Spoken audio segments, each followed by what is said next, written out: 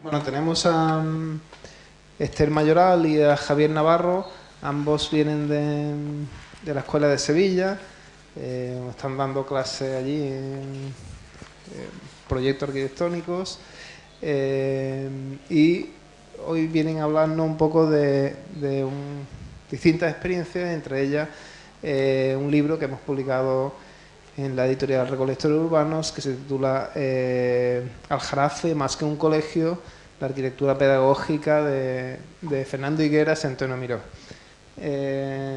Bueno, los dejo a ellos, se nos ha ido al final un poco el tiempo hoy. Os dejo con ellos, espero que lo disfrutéis. Vamos a intentar no alargarnos mucho. Bueno, nosotros, en primer lugar, buenas tardes y agradecerle un poco a Ferran y a la Escuela de Málaga que nos hayan invitado hoy a esta jornada, ¿no? Bueno, el trabajo que vamos a presentar incide especialmente en la idea de sensibilizar y educar a los niños en la puesta en valor del entorno y en el conocimiento de la arquitectura que los rodea. Pero también trata de recuperar en los adultos la manera de mirar que tenían los niños, ¿no? Algo que está muy presente en nuestro objeto de estudio y en los arquitectos que lo proyectaron. Como ha dicho Ferran en la presentación, nosotros somos un equipo de profesores de distintas áreas de conocimiento de la Universidad de Sevilla, proyectos, urbanismo, dibujo, que venimos a presentaros un trabajo de investigación sobre un centro escolar concertado situado en Mairena del Aljarafe, Sevilla, y construido por los arquitectos Fernando Higueras y Antonio Miró al comienzo de los años 70. Se trata del Colegio Aljarafe. Es una investigación que venimos desarrollando desde hace ya varios años, pero que digamos que ha tenido como su periodo como más intenso en los 2 últimos años y se ha cristalizado pues, en la publicación de la que hacía alusión Ferran, ¿no?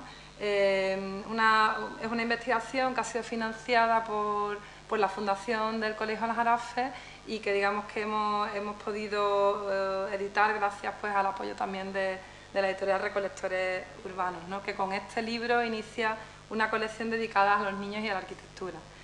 Tanto el objeto de estudio como las circunstancias que han rodeado la investigación tienen una relación directa con el tema de los niños y la arquitectura, ya que, en primer lugar, traemos un edificio docente como espacio de investigación, pero además proyectado por unos arquitectos que ponían a sus usuarios, a los usuarios de su arquitectura en el centro de esa investigación, ¿no?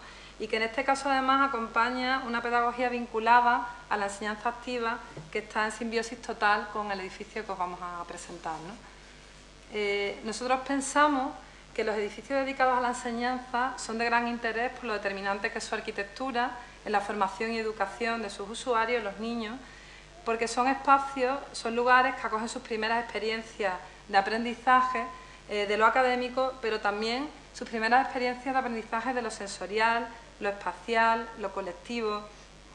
Nosotros pensamos que no hay ningún edificio público donde sus moradores pasen tanto tiempo y tengan una relación tan intensa como la relación que se establece entre los niños y los centros escolares, ¿no?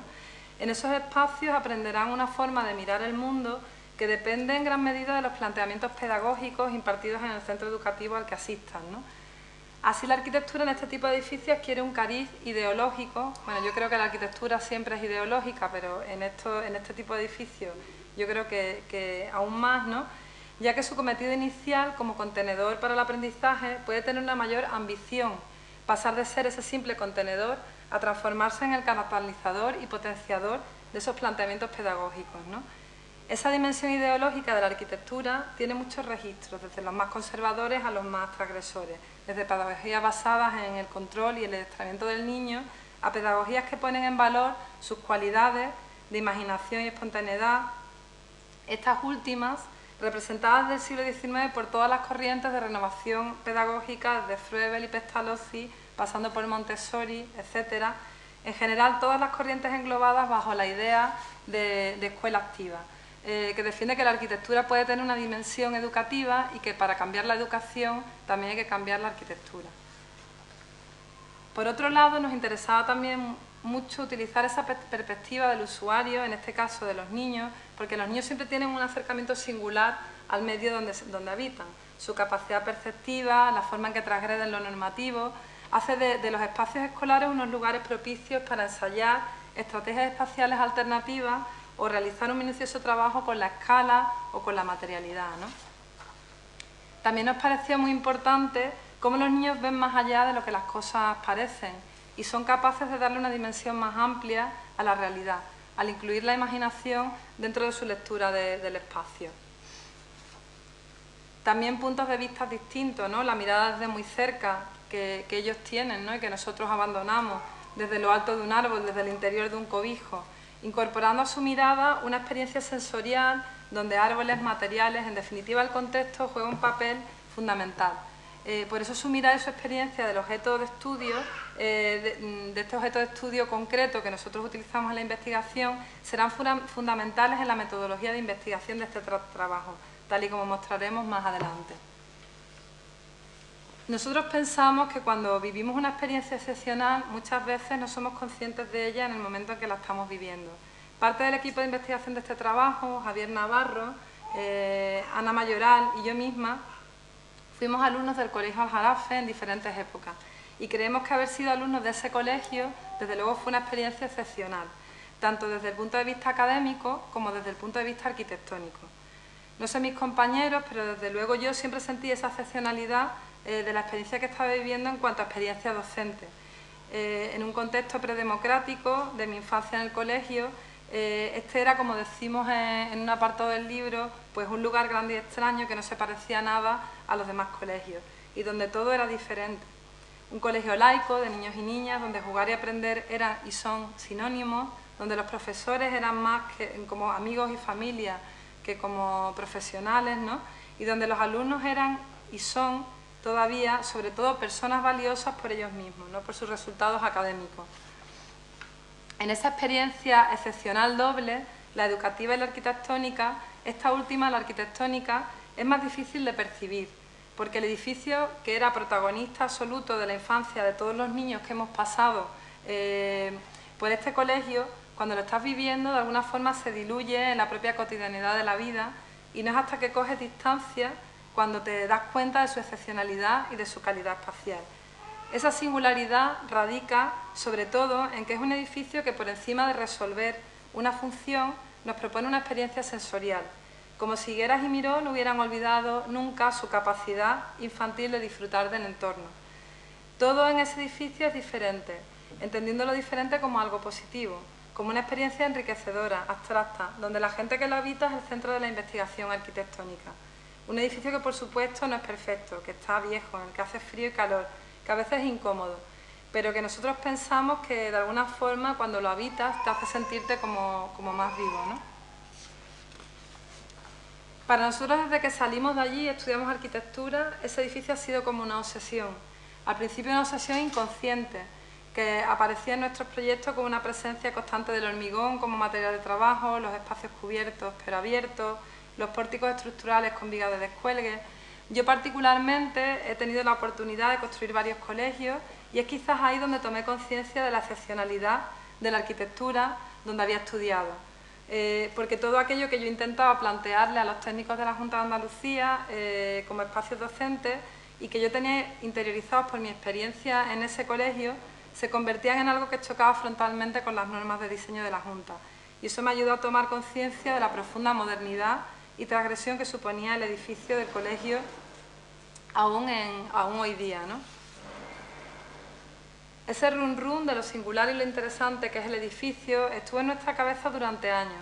Entonces se producen varios detonantes que pueden ser el antecedente un poco de esta investigación.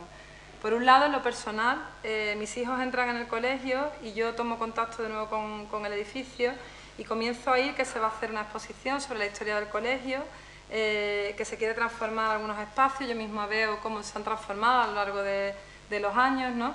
Y empiezo a ver que digamos que toda la innovación pedagógica que supuso ese colegio en los años 70 y que todavía supone, está muy presente en el ideario y en las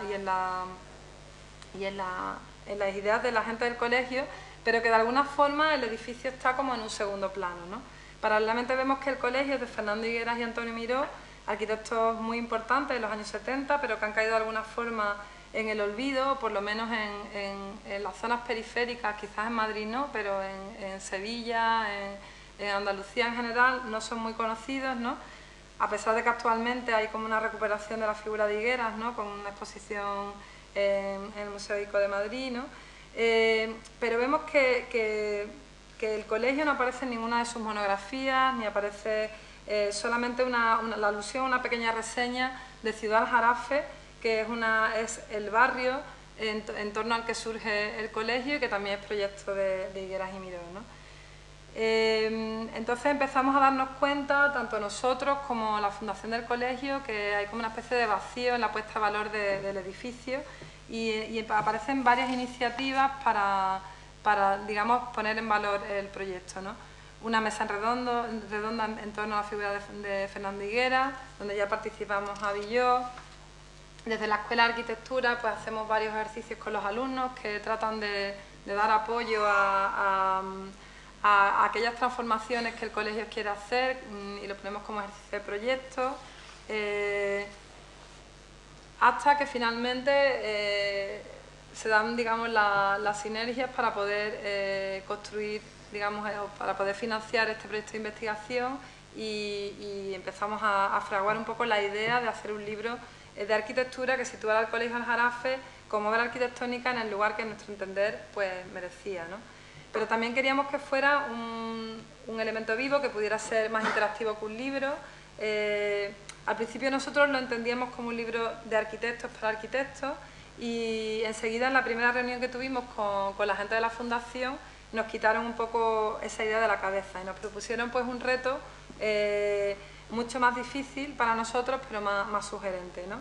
La idea es que fuera un libro de la arquitectura del colegio, pero para la comunidad educativa, que se convirtiera en un libro con una triple, digamos, con un triple objetivo, ¿no?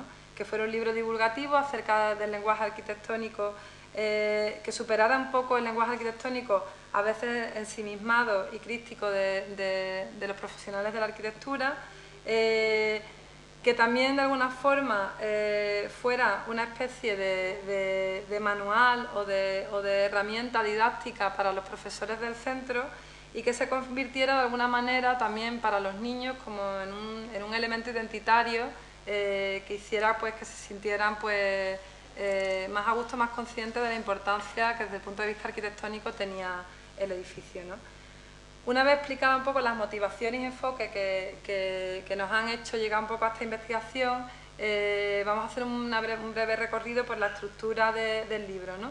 Para nosotros un proyecto es siempre una oportunidad de conocimiento, no solo por sus características formales y arquitectónicas, sino porque se convierte en una especie de microhistoria, ¿no?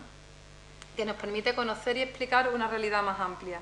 Y nos gusta comparar los proyectos con el cine de Hitchcock y decir que los proyectos son como sus MacGuffin, ¿no? Una especie de pretexto argumental para contar otras cosas que forman parte de nuestro pensamiento más profundo.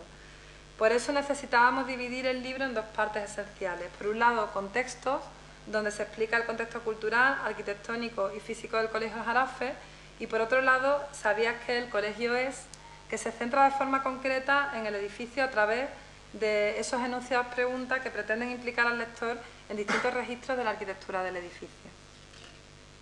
Como ha dicho Esther, ese primer bloque del libro trataba sobre los contextos, ¿no? Entonces los contextos desde muy diversas escalas. La primera escala era el contexto de los autores, ¿no? Nos parecía importante que unas figuras de la arquitectura nacional como Fernando Higueras y en menor medida Antonio Miró hubieran participado en un proyecto tan importante y en cambio no se conociera apenas ni siquiera su obra, ¿no? Se da un hecho importante para la construcción del colegio, no solo como edificio, sino como institución, es que el propio Fernando Higueras estudia, madura, crece en un colegio cuyos principios se basan en la institución libre de enseñanza y en la escuela activa, ¿no? Entonces nos parecía interesante recorrer cómo el proceso de aprendizaje de Fernando Higueras luego se proyecta en unos espacios, unas escalas y unas sensibilidades muy determinadas, ¿no? Entonces su impronta, su manera de ver el mundo está claramente determinada por la educación que recibe, ¿no? Entonces eso es de lo que trata este primer capítulo de contextos, ¿no? Se da una segunda circunstancia interesante, ¿no? Como una confluencia, una simbiosis interesante, ¿no? Que los propios fundadores del Colegio Aljarafe también fundan su proyecto pedagógico en la institución libre de enseñanza, ¿no? Entonces era casi como un proyecto a la carta, un proyecto que suponemos que Fernando Higueras disfrutó mucho, ¿no? Porque el cliente estaba muy en sintonía con su manera de ver el mundo, ¿no? El libro, como bien ha dicho Esther, queríamos que fuera un objeto que muy permeable, ¿no? Y que los niños y padres también que lo manejaran estuvieran siempre siempre recorriendo llamadas en torno a la investigación arquitectónica, ¿no? Por lo tanto, por ejemplo, estos son dos imágenes en las que hemos intentado que frases llamativas o frases atractivas inviten un poco a ir más allá del libro, ¿no? A investigar en torno a la arquitectura de Higueras, no solo en el proyecto Aljarafe, sino en toda su obra, ¿no? Es importantísimo el encaje que tiene el Colegio Aljarafe en el propio barrio, ¿no? No solo desde el punto de vista formal, como se puede ver en esta vista, en el que el colegio un poco cubre el papel ese de la iglesia que había en todos los barrios de los finales de los 60 y principios de los 70, ¿no? Adquiere ese espacio central revitalizador o casi de espacio de centro cívico del barrio, ¿no? Lo asume por su propia formalización, su propia relación con los bloques, y es fundamental la visión como espacio público del propio Colegio Aljarafe, ¿no? Es casi una permeabilidad, como digo, una simbiosis, ¿no? En las galerías de esos grandes bloques de ladrillo y teja que proyecta Higueras y Miró, también se produce un poco esa relación vecinal que después también se da entre los distintos cursos y los distintos agentes que forman parte del colegio, ¿no? Casi que en el colegio se puede observar una especie de proyección de lo que es un barrio, ¿no? Y entonces aparecen una serie de patios, una serie de espacios públicos que recuerdan mucho a la forma de habitar un barrio y de habitar los espacios comunes vecinales, ¿no? El contenido del libro en sí se podría recorrer. El libro se puede recorrer en tres lecturas, ¿no? Una a través de los dibujos, a través del material puramente gráfico, que ha sido producido tanto por nosotros, principalmente por Esther, tanto como por nosotros, como digo, como por los propios alumnos, estudiantes del colegio, ¿no? La segunda lectura es a través de los textos, que hemos hecho un esfuerzo en que sean de carácter divulgativo, ¿no? Despegarnos un poco de ese lenguaje tan enrevesado arquitectónico y que sea un lenguaje adaptado a casi todo el público en general, ¿no? Y una tercera vía que nos parecía casi que una de las más interesantes, ¿no? Que es la de la capacidad de que el contenido del libro salte del libro, ¿no? Entonces hemos introducido una serie de maquetas, de juegos, de recortables y de QR que sobrepasen, ¿no? Que lo despeguen de ese carácter de objeto inmóvil, ¿no? Entonces, bueno, esto es, como digo, están los dibujos de los niños, los textos divulgativos también se han introducido, lo explicaré un poco ahora mismo, ¿no? Pero se ha introducido, el contenido ha sido producido por los propios estudiantes y alumnos, ¿no? En muchos casos, ¿no? ¿Cómo describirías el colegio? Han sido preguntas que han sido lanzadas a los alumnos de todos los ciclos y que han ido formando parte del contenido del libro, ¿no? Por último, como digo, en el caso de las maquetas, los juegos, los recortables, hemos querido que no sean recortables, bueno, únicamente que se recorte, se arme el juego según las reglas y punto, ¿no? Sino que hemos intentado que tengan un contenido, un mensaje, una ideología detrás, ¿no? Por ejemplo, introduciendo o adaptando el juego de cartas de los IMSS a la propia arquitectura de Fernando Higueras y Antonio Miró, ¿no? Entonces, bueno, se juega con esa lectura, con esas arquitecturas, de todas las obras previas de ambos arquitectos, incluidas también mezcladas con el propio Colegio Jarafe, ¿no? Dando total libertad para crear estructuras de todo tipo a los alumnos, ¿no? También esos contextos de la escuela activa, de la institución libre de enseñanza, la libertad, la igualdad, todos esos valores que arrastra el colegio como institución, también están presentes como transversalmente en todo el libro, ¿no? Incluso este recortable, por ejemplo, es crear una atmósfera que explica muy bien el contexto de Fernando Higueras y de todo lo que acompaña el Colegio Jarafe, ¿no? Bueno, como podéis ver, se crean este tipo de maquetitas y de juegos que esperamos que sean una motivación para que el libro se transforme, ¿no? También desde la propia arquitectura, no solo desde la abstracción de crear como ese paisaje de personajes, sino desde la propia arquitectura hemos intentado que haya recortables también, por ejemplo, de todas las escalas, ¿no? Tanto del barrio, que no lo hemos traído, tanto del colegio hasta llegar al propio aula, ¿no? Entonces todo los niños, los lectores se pueden llevar su colegio consigo mismos, ¿no? Todo este enfoque divulgativo no se ve, el rigor hemos intentado que no se pierda, ¿no? A pesar de tratar de darle un cariz más divulgativo, ¿no? Entonces hemos intentado explicar el colegio, hemos intentado explicar su estructura, su construcción, sus valores paisajísticos también, ¿no? También con el lenguaje, lo que decía un poco Nuria antes, ¿no? De intentar desde el principio educar en cierto sentido en la mirada arquitectónica, ¿no? En mostrar cómo no nos parecía incompatible que un libro divulgativo para niños y también para adultos tuviera un plano o una vista de estructuras, ¿no? Nos parecía positivo, ¿no? Incluso nosotros en nuestra propia experiencia de crecer en el Colegio Jarafe hemos convivido con esas estructuras sin saberlo, y después en la carrera nos hemos dado cuenta que eso era un elemento importantísimo para entender el colegio, ¿no? Como digo, por ejemplo, este plano estructural pues tiene una ballena dentro, ¿no? Para que esa clave nos la han dado los niños mismos, ¿no? Que les preguntamos ¿a qué animal te recuerda el colegio? Pues a una gran ballena, ¿no? Pues entonces eso también ha sido parte de la construcción del libro, ¿no? Como hemos dicho antes también, el tema de los QR, ¿no? Como una especie de bolsas que se van quedando en la web que siempre son actualizables, ¿no? Entonces el libro queremos que siga creciendo y actualizándose a lo largo del tiempo, ¿no?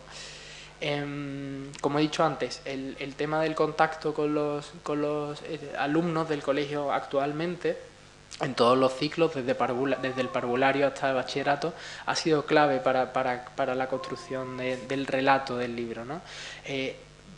Tanto hasta tal extremo que han sido ellos los que nos han determinado la estructura del mismo, ¿no? Nos decían muchos, bueno, pues el colegio me recuerda a un gran instrumento, ¿no? Entonces, en esa idea, como un instrumento musical, en esa idea lo que se albergaba era la doble galería, la ventilación cruzada, el sonido, el ruido de la lluvia cuando cae en esos patios, ¿no? O cuando nos decían que el colegio era un gran sombrero, lo que querían decir era que todo el proyecto se explica a través de una única cubierta, ¿no? Todas esas claves que han sido interesantísimas no se hubieran conseguido sin hablar con ellos y preguntarles su perspectiva, su visión del colegio, ¿no? De hecho estos son como unos conceptos claves que ellos han leído en el colegio, ¿no? Que nos parecían todos súper interesantes: extraño, espacioso, disperso, amarillo, en fin, una serie entre la abstracción y la propia visión del niño que nos ha marcado esa segunda parte de contenidos del libro, ¿no? Como digo, se recogen todas ellas como un material documental más, ¿no? Nos parecía muy interesante, ¿no? ¿A qué animal te recuerda el colegio? Pues había disparidad de opiniones, ¿no? Desde los anfibios hasta las jirafas. Entonces, una especie de zoológico en miniatura, ¿no?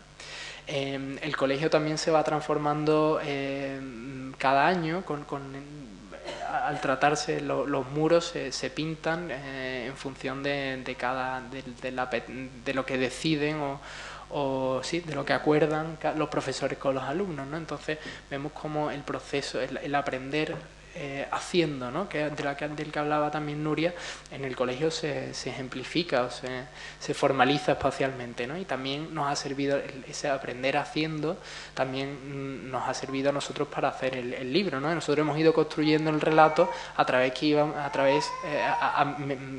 mismo tiempo que íbamos preguntándole a los alumnos, a los estudiantes, que cómo veían el colegio, ¿no?